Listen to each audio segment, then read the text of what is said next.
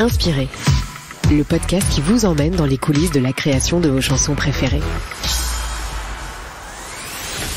Hello tout le monde, c'est Chilou. Aujourd'hui, je vous parle de ma chanson Au bord de la mer. Je partirais bien au bord de la mer, là où le goût n'est plus amer.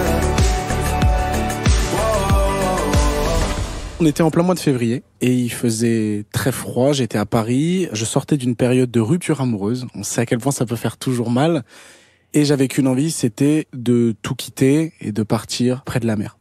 Sauf que faute de temps, faute de moyens, je pouvais pas y aller physiquement. Donc je me suis dit d'accord, si on peut pas y aller physiquement, on va utiliser ce qui m'aide dans ma vie de tous les jours, l'écriture et la musique. On est en hiver 2022. On est dans une chambre du 19e arrondissement à Paris, très mal rangée, un bureau en bazar pas possible. J'ouvre mon ordinateur, j'écoute la mélodie, j'écris sur mon ordinateur. Et j'ai certaines émotions qui me traversent et je crois que le texte est écrit globalement en peut-être 1 heure maximum, grand maximum. La mer, c'est assez particulier pour moi. En fait, je me suis rendu compte très récemment, ici, en fait, chez Énergie, on avait une discussion dans un podcast et on s'est rendu compte qu'en fait, la mer m'inspirait et m'apaisait beaucoup. Être proche de l'eau, je ne sais pas si c'est les vagues qui bougent, je sais pas du tout, mais à chaque fois que je pars au bord de la mer, je me sens bien, je me sens à ma place et j'ai de l'inspiration.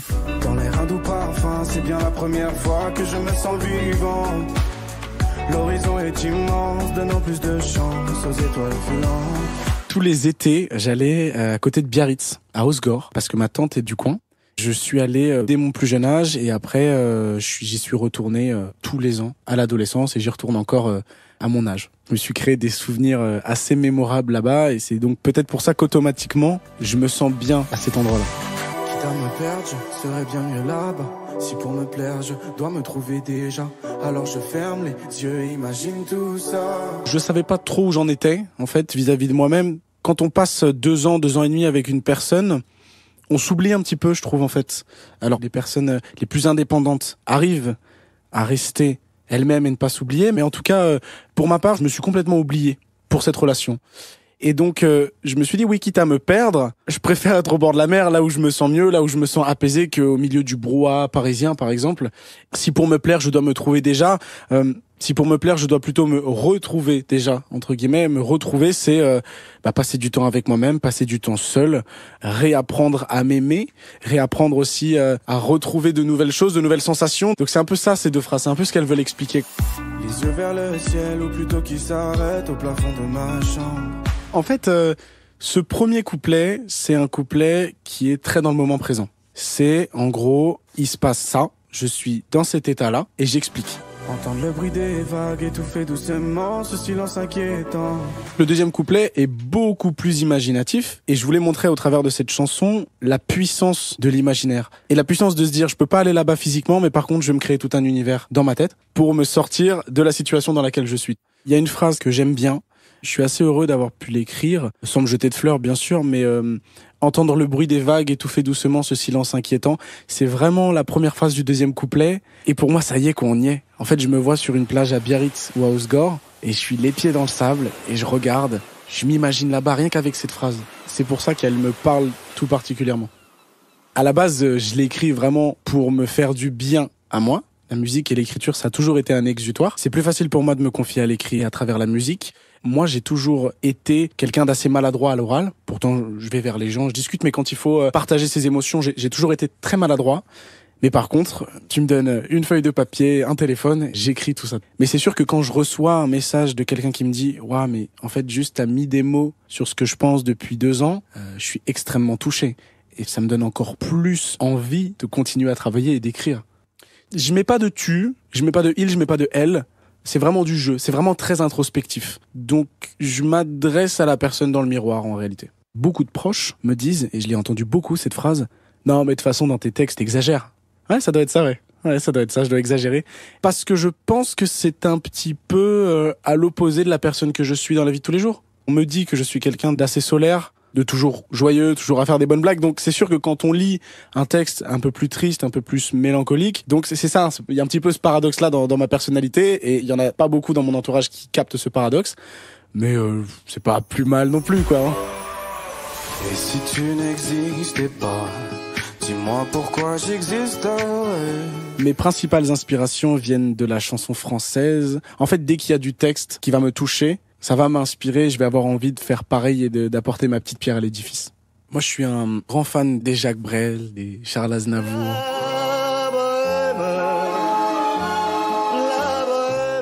En fait, ce que j'aime chez eux, c'est des gars, tu lis leurs textes, c'est de la poésie. Tu écoutes leur voix, c'est une merveille, tant leur voix est particulière, leur est propre. Et tu écoutes tout ce package, ça fait une merveille, quoi. Enfin, je veux dire, c'est des morceaux qui sont intemporels, qu'on écoute encore aujourd'hui. Et ils m'inspirent énormément, ces messieurs-là. Que ça soit dans l'écriture, que ça soit dans l'interprétation. Mais comme dans le rap, par exemple, je veux dire, il y a des rappeurs que je trouve superbes dans l'écriture. Moi, j'adore Kerry James, j'adore Lino, parce qu'ils racontent quelque chose, c'est de la poésie. Tente d'étouffer notre art, faut être honnête. Ils refusent de reconnaître qu'en ce siècle, les rappeurs sont les héritiers des poètes. Et d'ailleurs, on retrouve un morceau entre Kerry James et Charles Aznavour, donc c'est que c'est pas si éloigné que ça, c'est que les poètes se rencontrent, quoi. Donc voilà, c'est vraiment ces personnes-là qui m'inspirent, c'est les personnes à texte, vraiment.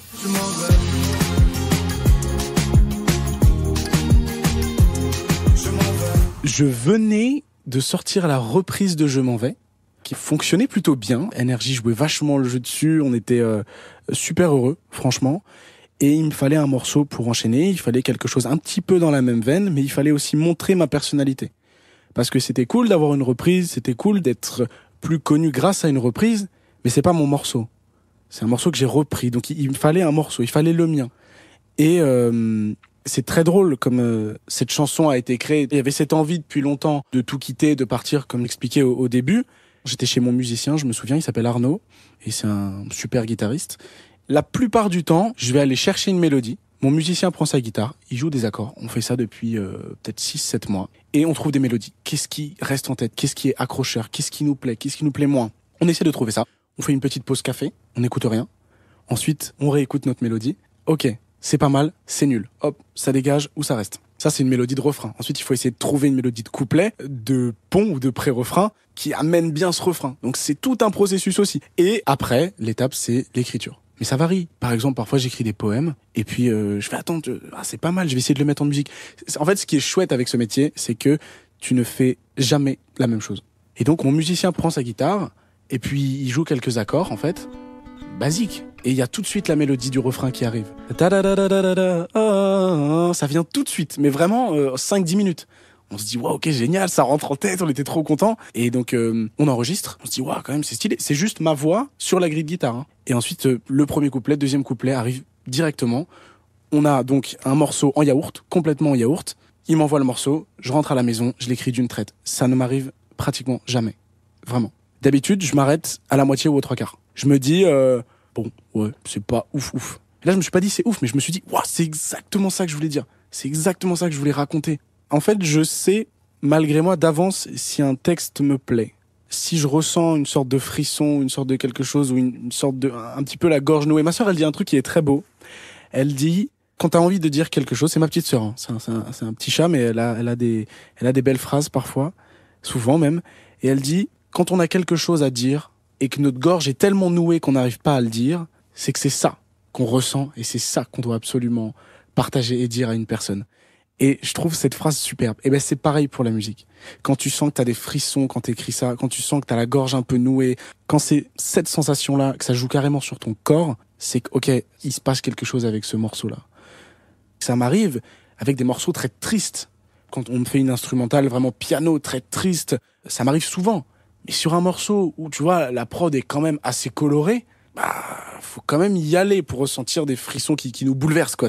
De toute façon, je pense qu'un texte, que ce soit un poème, une chanson, un roman, peu importe, il aura jamais plus de force que s'il est écrit dans une période difficile pour moi. Une période de deuil, une période de rupture amoureuse, une période difficile où ce texte, c'était un besoin vital. Tu vois, j'en ai écrit, moi, des morceaux où j'avais pas forcément besoin de l'écrire.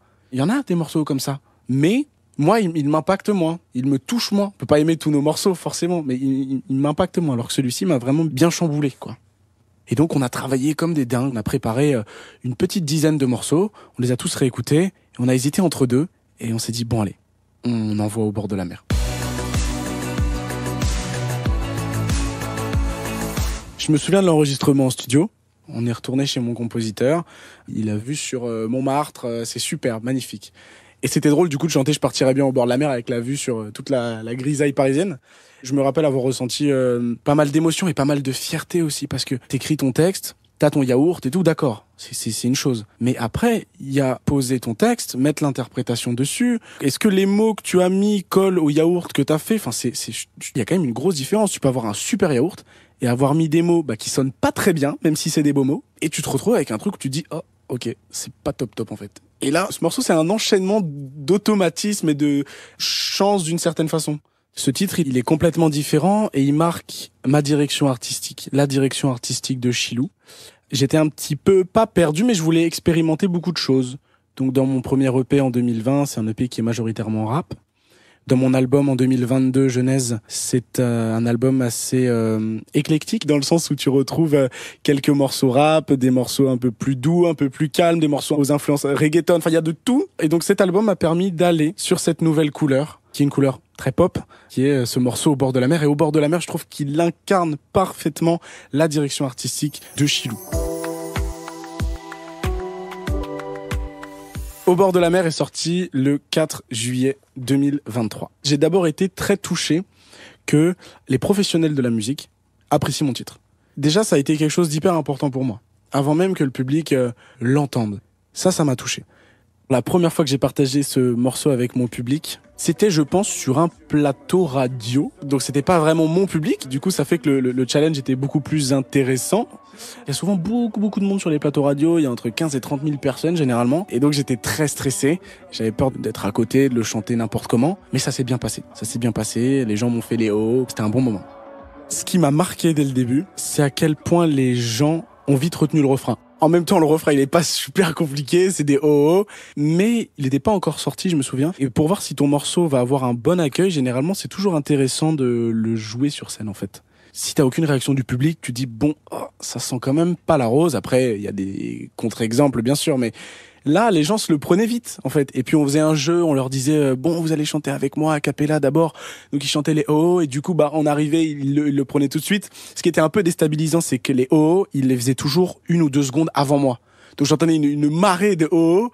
Moi, j'étais un peu perturbé et tout. Mais en fait, l'un des meilleurs souvenirs pour moi de ce morceau, c'est qu'il a quand même réussi à m'amener au Energy Music Award. Et j'ai quand même pu l'interpréter sur scène à Cannes. Ça, c'était complètement dingue. Franchement, en termes de souvenirs, ça restera gravé parce que rien n'était prévu de la prestation au Energy Music Award. Et je suis trop heureux d'avoir pu défendre ce morceau à ce moment-là.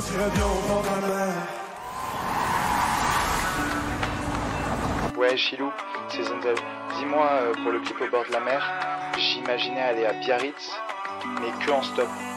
Le clip est sorti en juillet 2023. Pour la réalisation de ce clip, je me suis retrouvé à faire du stop de Paris jusqu'à Biarritz. Donc déjà, je veux faire un gros bisou à mon réalisateur, qui s'appelle Zenzel.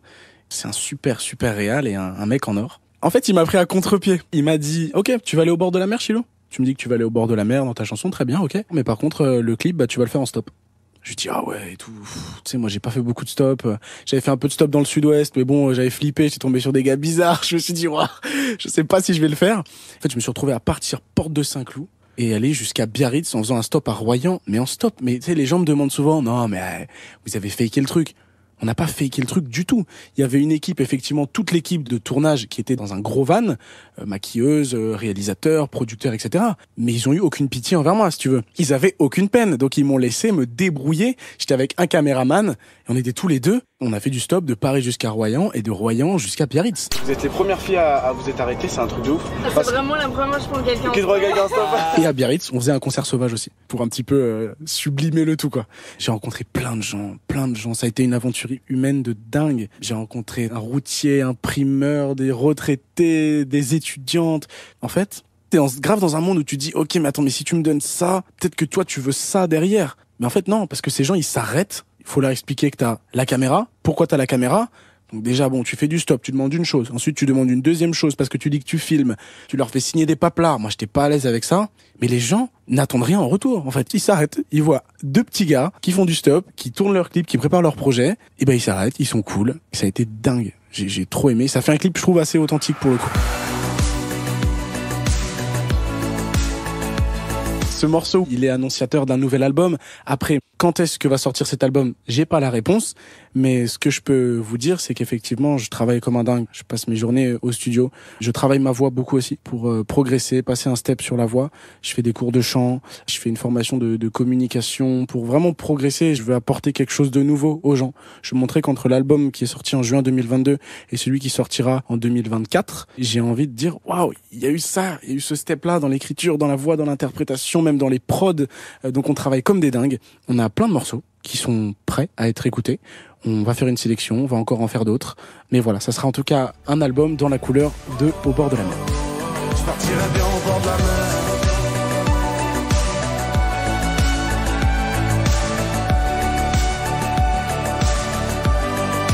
Je partirai bien au bord de la mer.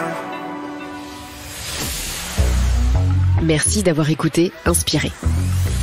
Inspiré est un podcast Énergie. À la réalisation et au mix, Cédric Ledoré. Interview et rédaction en chef, Sarah Conan et Anaïs Koopman. Et à la production, Marie Carrette. Si vous avez aimé cet épisode, on attend vos étoiles et commentaires. On adore vous lire. Et on se retrouve très vite pour un nouvel épisode.